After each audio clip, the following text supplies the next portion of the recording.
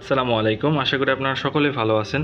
তো আমার সামনে দেখতে পাচ্ছেন বেট্টা মাছ, দেখতে পাচ্ছেন ফুল বাবল নেস্ট করে একদম ব্রিডিংয়ের জন্য প্রস্তুত।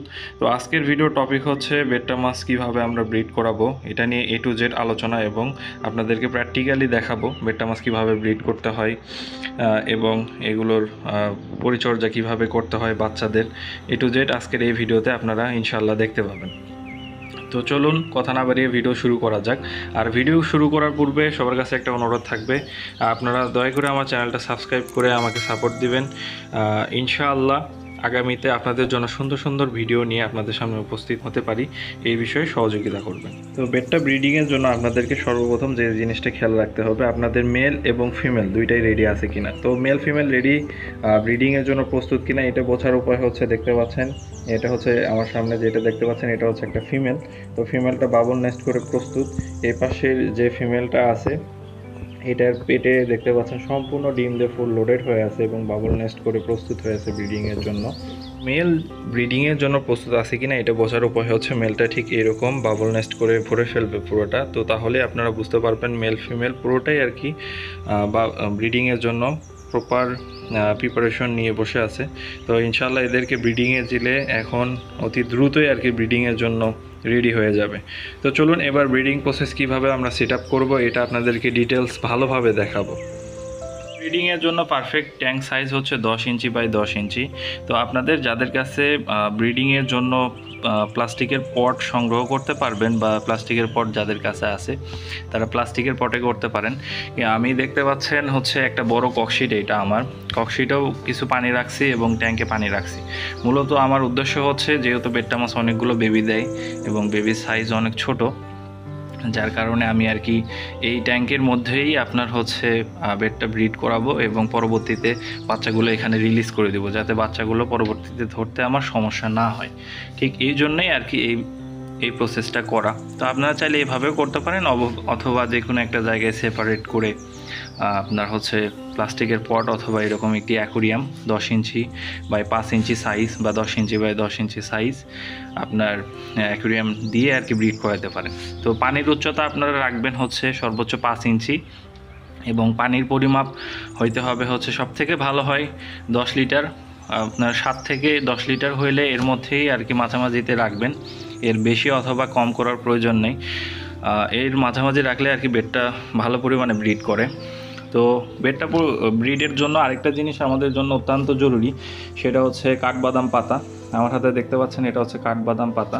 তো এটা আর কি আমি আজকেই নিয়ে আসছি, যে একদম শুকনো পাতা দেখতে পাচ্ছেন।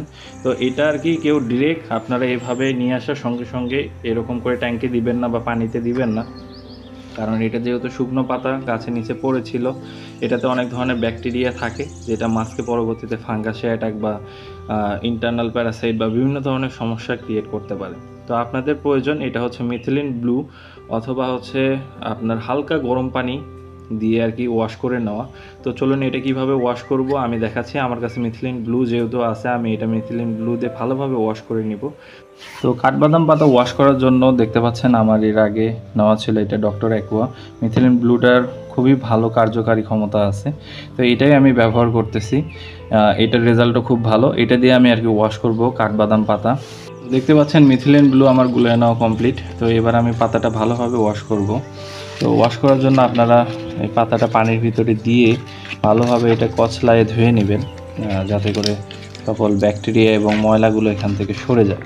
তো যেহেতু এই পাতাগুলো আর কি নর্মালি গাছ থেকে পড়ে ময়লা জায়গায় থাকে, এগুলোতে বিভিন্ন ধরনের ব্যাকটেরিয়া থাকার সম্ভাবনাটাই বেশি। তো এটা আর কি মাছের জন্য ক্ষতিকরও হইতে পারে, উপকারের থেকে ক্ষতিটাই বেশি হবে। তো এইবার আমি যেটা করব এটা হচ্ছে ফ্রেশ পানিতে একটু ওয়াশ করে নিব। তো আমার এই ট্যাঙ্কে অলরেডি ফ্রেশ পানি ছিল, তো এটাতে আর কি আমি কিছুটা ওয়াশ করে নিচ্ছি, দেখতে পাচ্ছেন।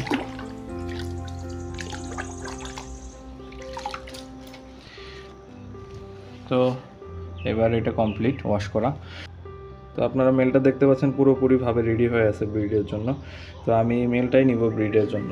তো এবার আমি এই মেলটা অ্যাক্লিমেশনের জন্য এখানে দিয়ে দিলাম। তো মেলটা আমি অ্যাক্লিমেশনের জন্য এখানে দিয়ে দিছি। তো 10-15 মিনিট থাকবে, তারপর আমি এখান থেকে রিলিজ করে দিব মেলটাকে ট্যাঙ্কের মাধ্যমে। এরপরে আপনারা যেটা করবেন এরকম পলি নিতে পারেন। এই পলিগুলো আর কি ব্রিডের জন্য মিলের বাবল নেস্ট তৈরি করতে সহযোগিতা করবে। তো এই পলিটা আমি আর কি এখানে দিয়ে দিব একটু পরে। তো এই পলিটা দিয়ে দিই এখানে, ঠিক এরকম করে দিতে পারেন যেহেতু পলিটা ভাঁজ হয়ে আছে, এরকম করে দিলেই আর কি হবে। তো এবার আমি আমার হাফ মুনের যে মেল আছে মেলটাকে ছেড়ে দিব এখানে। তো ইনশাল্লাহ এখানে ব্রিডিং প্রসেসটা আপনারা সম্পূর্ণভাবে দেখতে পারবেন। তো মেলটাকে এখানে ছেড়ে দিলাম, আমার মেলটা অতি শীঘ্রই আশা করি এখানে বাবল নেস্ট করবে। তো মেলটাকে ঢেকে রাখার জন্য আমি ব্যবহার করবো এরকম একটি ককশিট দিয়ে আর কি এটা ঢেকে দিব ট্যাঙ্কটা, যাতে মেলটা লাফ দিয়ে আর কি নিচে পড়ে না যেতে পারে। তো ভিডিওতে দেখতে পাচ্ছেন আমার ফিমেলটা মোটামুটি মাশাআল্লাহ ফুল লোডেড। তো ফিমেলটা আর কি ব্রিডিংয়ের জন্য এরকম একটা গ্লাস ইউজ করবেন যাতে আর কি ট্রান্সপারেন্ট দেখতে পাই, এরকম কাচের গ্লাস অথবা ওয়ান টাইম গ্লাস হলেও হবে। তো এই গ্লাসটা নিয়ে আপনারা সরাসরি আগে দেখবেন যে আপনার মেলটা বাবল করছে কিনা। এই যে দেখতে পাচ্ছেন আমার এই মেলটা একদম এই পাশের কোনায় বাবল করে ভরে রাখছে ফুল নেস্ট করে। তো এবার আর কি ফিমেলটা দেওয়া যাবে। আর যাদের মেল আর কি বাবল করে নাই বা ব্রিডিং দেওয়ার পরে দেখতেছেন বাবল করতেছে না, তারপরে আপনারা ফিমেলটা দিবেন। তো দিলে আর কি ইনশাল্লাহ ফিমেল দেখার পরে মেলটা বাবল করবে। তো চলুন এবার আমি ফিমেলটা এখানে বসায় দিই। তো ফিমেলটা বসানোর পরে আপনাদের যেটা করতে হবে, দেখতে হবে পানি যাতে ওভারফ্লো হয়ে গ্লাসের মধ্যে না ঢুকে যায়। এবং আরেকটা বিষয় খেয়াল রাখবেন, সবসময় এই গ্লাসটা ঢেকে দেওয়ার চেষ্টা করুন ভারী কিছু দিয়ে। তো আমি আর কি এরকম একটা ঢাকনা দিচ্ছি। আর বাবল যেখানে করবে ওটার থেকে একটু দূরে রাখবেন, যাতে মেলটা গ্লাসের সাথে আর কি নতুন করে বাবল ক্রিয়েট না করতে চায়। এই জিনিসটা মাথায় রাখবেন, হ্যাঁ।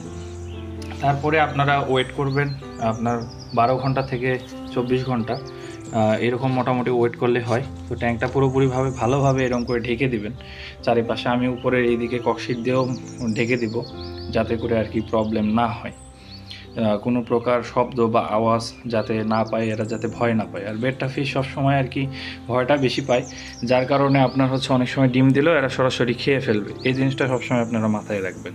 চলে এলাম ফিমেল ছাড়ার ঠিক 12 ঘন্টা পরে। এবার আমার যেটা কাজ হচ্ছে, দেখতে পাচ্ছেন মেল সম্পূর্ণ রেডি ব্রিড করার জন্য বাবল নেস্ট তৈরি করছে। তো এবার আমি যেটা করব সেটা হচ্ছে ঢাকনাটা উঠে আস্তে করে আপনার হচ্ছে ফিমেলটাকে রিলিজ করে দিব। তো ফিমেল রিলিজ করার আগে একটা জিনিস মাথায় রাখবেন, ভালোভাবে এদেরকে খাবার দাবার দিয়ে একদম রেডি করে রাখবেন। তো আমার আর কি টিভি ফ্লেক্স ছিল, ওইটাই আর কি আমি দিয়ে দিছি ট্যাঙ্কে হালকা করে, নিচে দেখতে পাচ্ছেন আপনারা। তো এবার আলতো করে ফিমেলটা ছেড়ে দিব। তো দেখতে পাচ্ছেন ফিমেলটা আমার রিলিজ করে দেওয়া হয়ে গেছে। তো এবার মেলটা আর কি ফিমেলের দিকে দেখতেছে। তো এদেরকে আমি আর খুব বেশি ডিস্টার্ব দিব না, আমি ফিমেলটা একদম ডিম রিলিজ করার পরে, এগ রিলিজ করার পরে আপনাদেরকে দেখাবো ডিটেলস। তো আপাতত আপনারা যেটা করবেন সেটা হচ্ছে আস্তে করে এই বক্সটা ঠিক মতো দিয়ে ভালোভাবে ঢেকে দিবেন এবং এদেরকে ডিস্টার্ব দিবেন না কোনো প্রকার, যাতে এরা আনসিকিউর না ফিল করে। ইনসিকিউর ফিল করলেই কিন্তু এরা যদি ডিম দিয়েও থাকে তাহলে কিন্তু খেয়ে ফেলবে, এই জিনিসটা সবসময় মাথায় রাখবেন।